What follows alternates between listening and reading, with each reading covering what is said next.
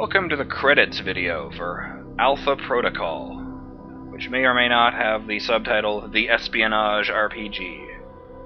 More setbacks for troubled Halbech Industries today as Russian federal police uncovered extensive evidence linking the corporation's senior officers to illegal arms trafficking. This setback comes on the heels of a mysterious disappearance of Halbech CEO Henry Leland, who vanished from his San Francisco office earlier this month. American law enforcement is cooperating with Interpol to locate him. What? In the wake of Halbech's precipitous market drop, Russian heavy industry has experienced a sudden surge in weapons manufacturing contracts. Sources within the Russian government tell INN that Russia will be moving away from foreign imports in the coming months. What effect such a move might have on the world economy remains to be seen. A series of coordinated bombings in the West Bank left hundreds dead earlier today, in an attack carried out by the Al-Samad terror network. In a video statement claiming credit for the attack, Al-Samad leader Ali Shahid said that these attacks would continue until Al-Samad's demands were met, demands which include a complete pullout of American troops from the entirety of the Islamic world. The attacks were carried out using primitive homemade explosives, which limited the casualties. Experts say that had the suicide bombers had access to high-quality military-grade bombs, the death toll could have easily been twice as high. INN Middle East policy analysts have attributed this fact to the recent drop in arms trafficking in the region, since coalition forces shut down the arms network of Mohammed Omar bin Nasri earlier this month.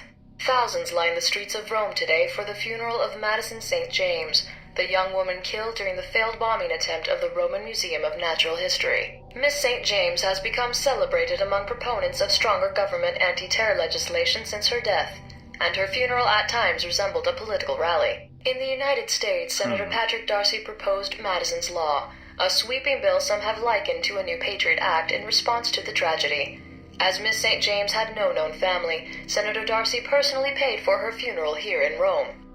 Uncertainty still grips Taiwan in the wake of the deadly riots at last month's political rally.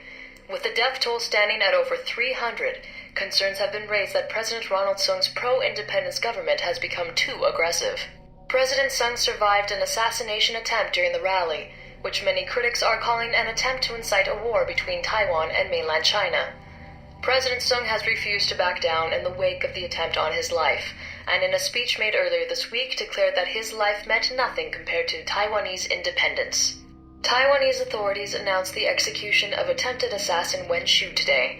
Investigators have uncovered no motive for the assassination attempt. A copy of Catcher in the Rye, a novel famously associated with conspiracy theories and secret American brainwashing programs, was found in his apartment, leading to internet speculation that Wen Shu was an American sleeper agent planted to assassinate Sung and touch off a war with China. U.S. government sources have declined comment. Well, not sure how you sum up a game like that. I do like this last little reminder that every action has a consequence.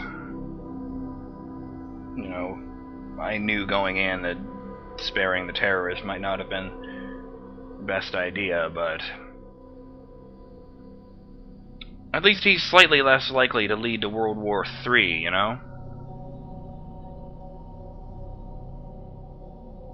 You know, I skipped this game when it originally came out because it got reviews. And I gotta say, I really liked this game. I mean, some of those negative points from those reviews were, they had a lot of, what's the word I'm looking for? Well, they weren't invalid, is what I'm trying to say. Like, the gunplay could have used a lot of work. There was never a time where I felt like I was just pointing and shooting. You could always feel the dice rolls having an effect in this game. But it's really too bad, honestly, given how great the story was, that that it didn't sell very well, because that means that, you know, like the Saboteur before it, there's almost certainly not going to be a sequel to this game.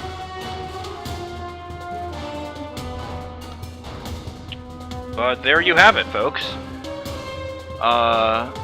Mike and Mina break free to ride off into the sunset together.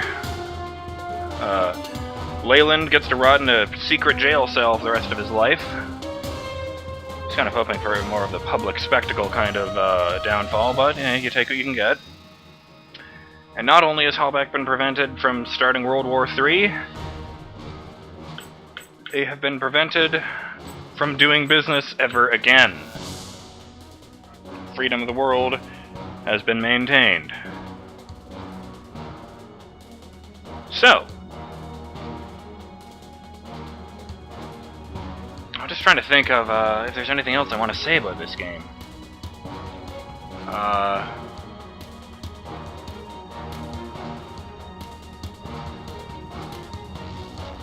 suppose there was just the minor thought that I like how they put the pressure on you to make a choice quickly by putting the timer on the conversations.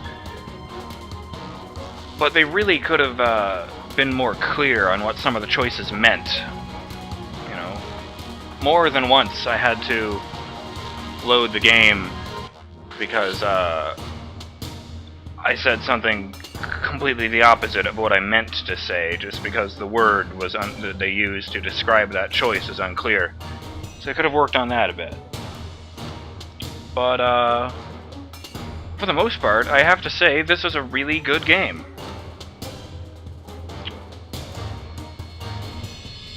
So this has been Let's Play Alpha Protocol. I'm BurningDogFace, and I thank you for watching.